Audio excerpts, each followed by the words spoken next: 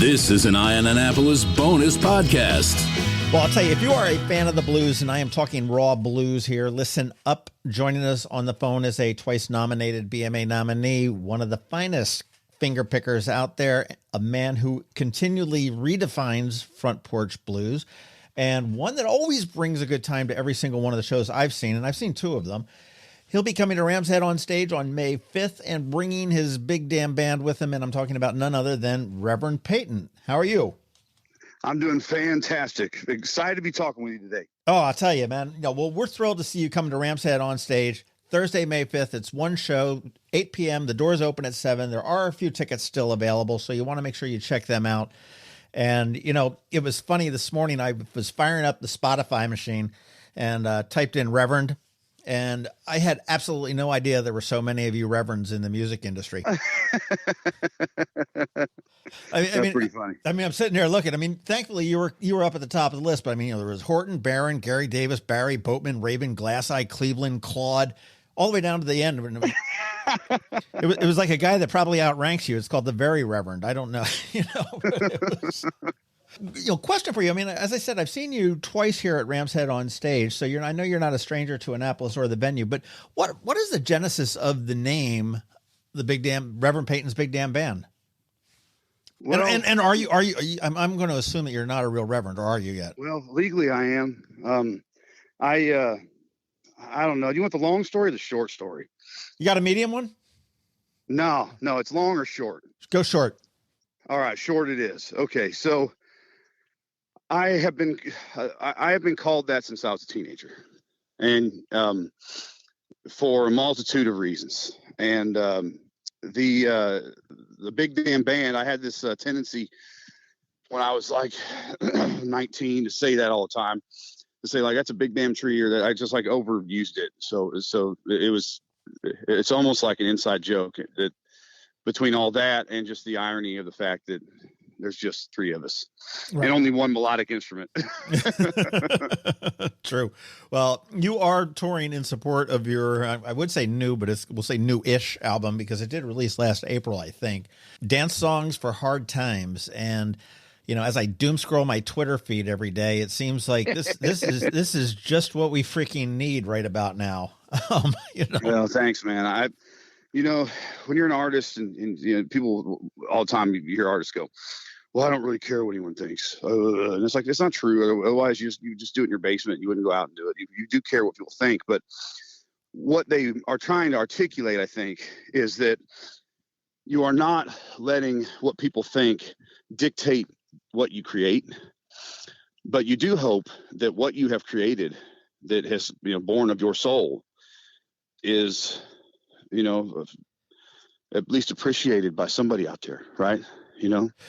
Well, and with this record, there was so much pressure and hard times that birthed it. But at the same time, you know, I think it's absolutely our best record. And I'm not the only one that thinks that, you know, and I'm just so proud of it. I just want people to hear it. Well, it has gotten a lot of acclaim. I mean, Rolling Stone loves it. I mean, it's gotten some big time acclaim on this album. Yeah, I think that it's probably, you know, the most positive reviews we've ever gotten from a record. It's funny because we didn't, you know, we're just now touring on it because of the pandemic, right, and the way things are. So, you know, it still feels like it's brand new in that way. Like a band like us really has to tour a record for it to really make a dent.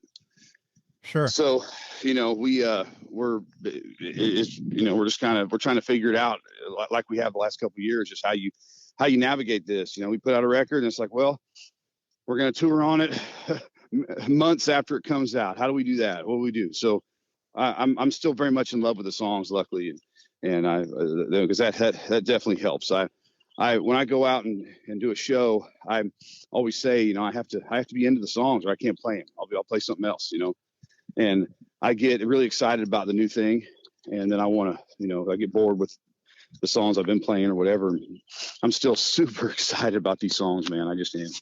I'm just really proud of them. Well, it sounds like it. I mean, well, this is your 10th album, and was this born? I mean, was this a COVID album? Was this done during COVID? Yeah.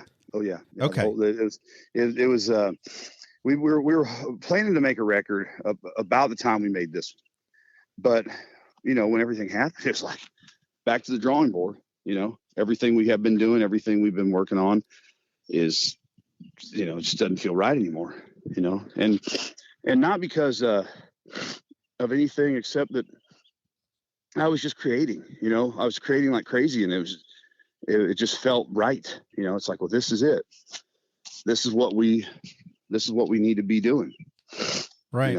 This is working on this, and I, man, we had to try to navigate a lot of weird stuff. I mean, trying to figure out how to become live streamers.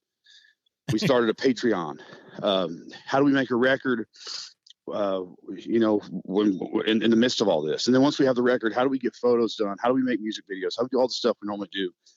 And when there's restrictions where you can't gather more than 10 people or whatever they were at the time, we were just trying to navigate it all. We wanted to do the right thing. I always said we're going to do the right thing even if it's wrong.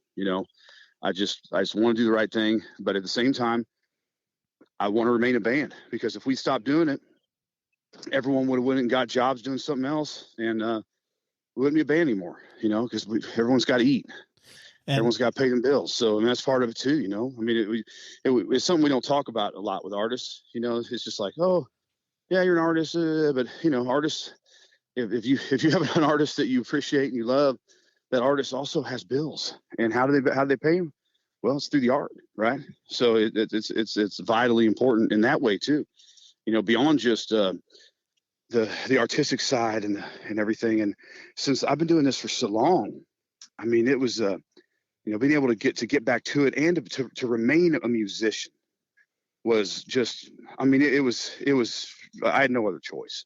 You know what I mean? I had to figure it out. Right. What would you have done if this had gone on and you weren't a band anymore? What's I want to say what's your backup, but I mean, like you say, you've been doing this so long. I have a buddy that was a Green Beret, and he said, Rev, you need to figure out who you are if you're not this. And he was trying to help me in a different direction. And I realized, I said, this is not probably what you were expecting and what you wanted me to say, but there is no me without this. So that's what I said, figured out. Right. Well, I tell you, I am thankful for me and millions of others, but that music is back. Live music is back. There are butts in the seats again. And, and it's not 100%, it really isn't. I mean, people are slowly trickling out. We knew it wasn't going to be a light switch. It was going to be a faucet slowly turning on. But I really, really feel like this year is going to be a big year, especially into the summer and the latter half. I think it's going to be huge. I just, when we've been going out and doing this in the last couple months, it has just been so good for me personally, man. I just, it's hard to describe to people. Maybe I'm addicted to it like a drug. Well, but it could be. I'm going to be talking to a psychotherapist in a couple days that has written a book on the benefits of live music, especially as it relates as we come out of COVID, and how good it is for the psyche, and not just music, but I mean events and everything else. We need to re-meet and know how to re-socialize with people. I mean, we've been holed up in these homes for the same people for so long. You forget how to smile and greet and how to. It's wild. I mean, like there's strange stuff that's been happening, and I think that people can feel it. You get used to a certain kind of thing, and human beings are so adaptable. And getting used to not being around people is probably a very real thing. But I can tell you this much, man: music has a special cosmic math to it. It has a magic to it that goes beyond just the sort of superficial art that you see right ahead of you. But also, when music is played live, there is a very special thing that happens. It goes and it starts building up, becoming greater than the sum of its parts. That's why a crowd is actually so important to the live experience.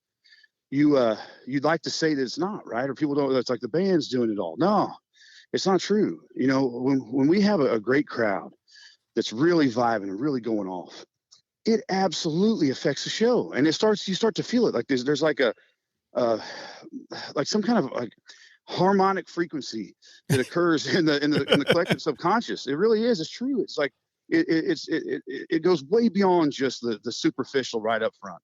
It totally does. And that's why I go in and we play all the time, or we play all the time on these live streams and playing into cameras. It's kept me sane, but it has definitely not been the same, and I'm not just talking about the financial. I'm not just talking about my career. I'm talking about literal emotional connections with people, and just whatever it is about human beings that we need to be together. I mean, that's just it. That's really the secret. That's been the secret of humanity. That's really the real reason why we have civilization and other animals don't, is because we just have to connect with each other, and we always have, and we've built it up over time doing that. Being a group of primates that have to connect. I agree 100%. I mean, and it is emotional. It moves people, and you guys are very good at bringing that out in a live show. And I totally agree with you. I mean, I can sit there and I can listen to some, perfectly composed digital music in my headphones. But that does not, I like to see the burps and the bruises and the blemishes and the laughter and the way that the band gets into it, that feeds off of the crowd, and the crowd feeds off of the band. It turns into this frenzy, and you're absolutely right. Man, I mean, there's just so much to it, and there's a lot of actually, it's not just like metaphysical mysticism. I mean, there's a lot of math to it. You're sitting in a room with people, and all of a sudden, you're all awash in vibration, and the same vibration, and then you're clapping along, you're singing along, you're dancing along. This is very primal stuff. It goes ancient, right? It is somehow deep and down in our soul. I mean, they found. The earliest melodic musical instrument that we have found was 40,000 years ago. It was a flute, a bone flute, in a pentatonic scale, similar to a blues scale that we are still obsessed with and messing with today. That's incredible. We're talking about that predates civilization as we know it. It predates agriculture, that's crazy. Just what we found. I mean, who knows what was happening before that? Was it just smashing rocks together and dancing? Was it stringed instruments? A string instrument ain't going to last 40,000 years. You think about a wood and gut strings, it's going to long since it deteriorated. But right. The bone flute remains, and it's a now extinct animal. So I mean, our music has survived. By ours, I say humanity's music has survived past a ton of extinctions even. That's wild to think about. So this is old primal stuff. This isn't just the new. It isn't just our society, like we think we're special. This is ancient primal stuff that we chase and pursue, and probably don't even understand why. True. Well, I'll tell you, I think Ram's Head on Stage, when you're here on the 5th, we're going to hear an awful lot of dance songs for hard times. You said that you feel that's your best album. What else can we expect out of the show? Man, I always try to do stuff from every record, at least a little bit, right? Because every now and then, a band like us, we don't have like a big radio hit. So someone may have gotten hold of one of our records, and that was their entrance to it, and that's their favorite thing. And so I try to have at least something, right? But you're going to hear a lot of the new record because it is our best record. And I say this and I mean it. I say it in jest, but I really do mean it. Anyone that says it's not our best record, they're just wrong. And they either don't really know what they're talking about, or they are holding on to some sort of nostalgic thing because it was some sort of earlier thing that they have some kind of nostalgic memory with. Objectively, true. This is our best record. True. And I'm just proud of it. I want people to hear it, man. So I'm gonna play a bunch of it in there, and it's been going good. We've been out here doing it, and people are fired up. So it makes me happy. Well, I'll tell you, you sound fired up to be back on the road and touring again. That's for sure. And as I look at your schedule, I'm like, between now and when you get here, and 10 days or whatever it is. Yeah, Mississippi, Arkansas, Alabama, North Carolina, Tennessee. That's all before you get here. and it don't, Yeah, that's right. And it don't stop until October, or that's at least when your list on your website stop. But I gotta say, it was funny. I was looking at one of the shows you've got in Spring Green, Wisconsin, and I need to go there because any place that has a venue called the Shitty Barn is a place that I need to check out. Gotta love it. Gotta love it. But yeah, man, that's nuts. I'll tell you, you guys are a trio. It's you, your wife Breezy on the washboards, and Max Sentney on the drums. That's right. And being a touring musician with such a small band, one being your wife, is that a dream, or is it kind of a nightmare? Or is it a nightmare? It's a dream come true. Yeah, it is. It is. It's I don't know, man. I don't know how to explain it, but Breezy and I have been together since I was 19 years old, and we started playing music together almost immediately. And it's but we always knew that this is what we were going to do. I mean, I know that sounds nuts because there's so many people that they just, relationships anymore, so they come and go, and people change. And not that she and I haven't changed, but we just changed together. We were in it. I'm never someone that's like, oh man, I got to get out of here. I got to get away from her. Like, I've never ever experienced that once in all the time that we've been together. And people call me a liar. I'm not lying. That's damn beautiful. That really is. And but we got together though. I tell you, man, it was for the right reasons. A lot of people don't get together for the right reasons, and it was 100% for the right reasons. She was my best friend then. She's my best friend now, and that's just all there is to it. And it was so. This is what we always knew we were going to be doing, and I think it's I don't know if it's fated or what, but I know that it definitely was always what we were supposed to be doing. That's great. I'm really glad for you. Thank you. Not many people get that, and you're one of the blessed ones that do. That's awesome. Well, thank you very much. I don't take any of this for granted. I try real hard not to take Breezy for granted, or Max too. Max has been when he joined with us, it's been years and years now, but when he joined with us, it was a really good thing. He's been a very good thing for us because, he just understands what we're about. He's a really genius musician, and just really always helps us, just get that next level. That's awesome. It's been good being back with him and out doing it. When you're out there with the band and crew and you're traveling, man, it's like you're this little gang. You walk in the diner and your keys are rattling like spurs, and people are like, what's going on here? And it's just I don't know, just something fun about it, man. And I live for it. I really do. Yep. Well, I'll tell you, what is your ideal crowd? I mean, you play festivals and you play venues and you play, music halls, and I mean, you've been all over Canada, Europe, and the US. I mean, what do you guys prefer to play to? Oh, is that a dog? Yeah, there's a dog out there barking. What's that? What's his name? I have no idea. Just a neighbor dog going nuts. I'm actually I'm at a buddy's house. We're doing work on my trailer, and it's their neighbors. It looks like it's about a half dozen dogs. But I'm naming them all Barky 1, Barky 2. How about that? There you go. This today, but there you go. But anyway. But what type of crowd do you like? Do you like the smaller crowd of a venue, or a music hall, or do you like the festival? I know you're playing Bonnaroo, which thankfully I'll be honest, man. I like it when a crowd loses their mind.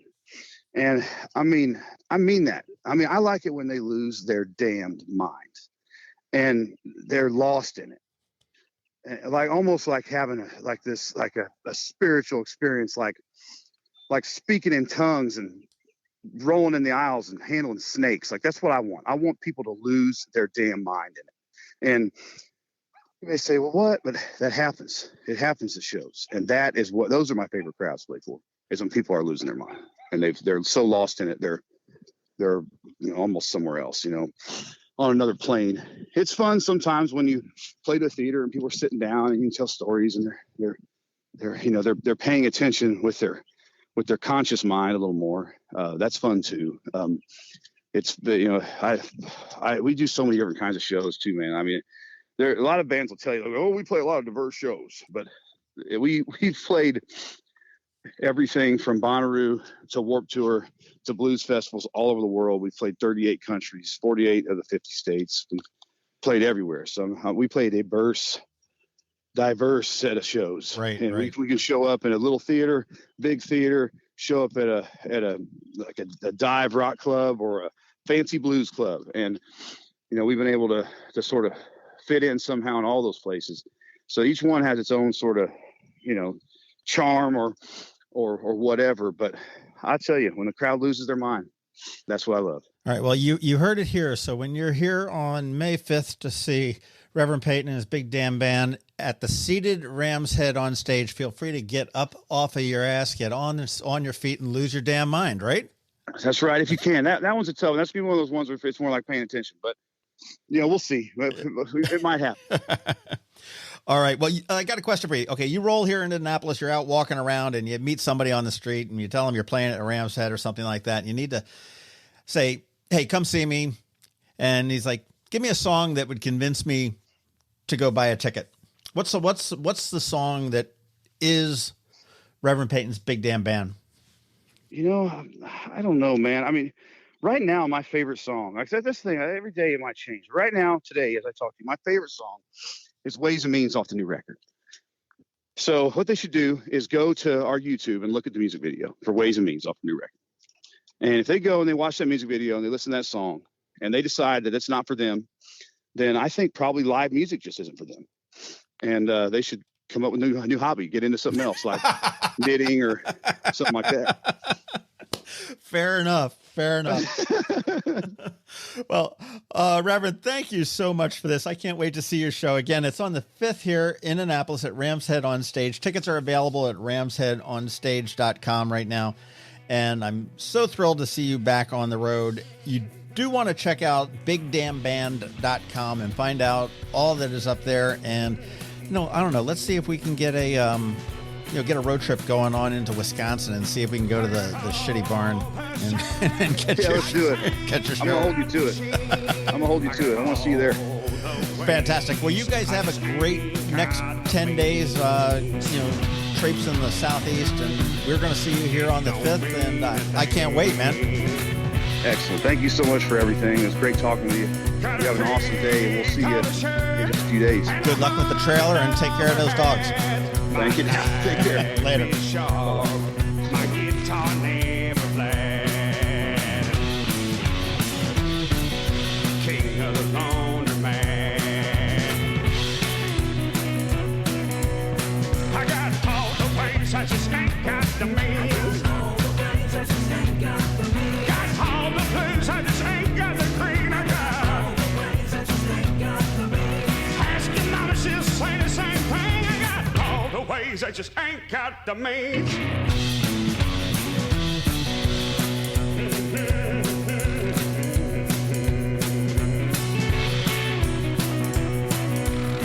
I can ride all day in a top Cadillac, then it's back on the road, just like Kerouac.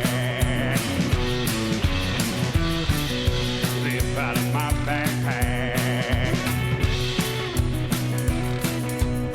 I got all the ways I just ain't got the means. Got all the ways I just ain't got the means. Got all the blues I just ain't got the green. I got all the ways I just ain't got the means. Ask your mama, she'll say the same thing. I got all the ways I just ain't got the means.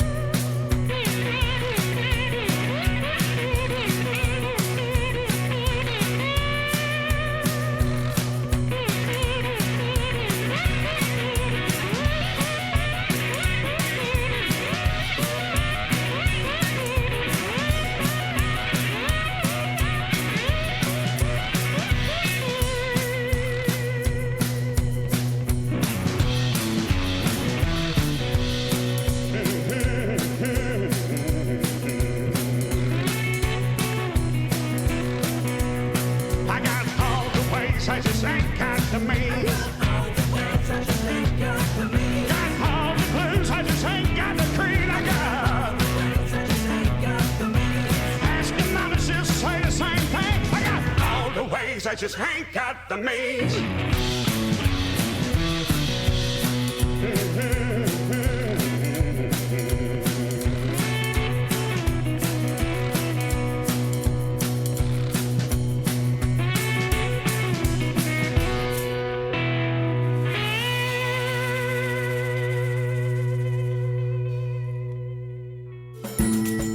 This has been a bonus podcast from Ion Annapolis. Please visit us at ionannapolis.net. Follow us on Facebook at All Annapolis and on Twitter at Ion Annapolis. And if you haven't subscribed to the Daily News Brief podcast, go for it. And all of your local news will be delivered to your phone, tablet, or smart device by 6 a.m. every Monday through Friday.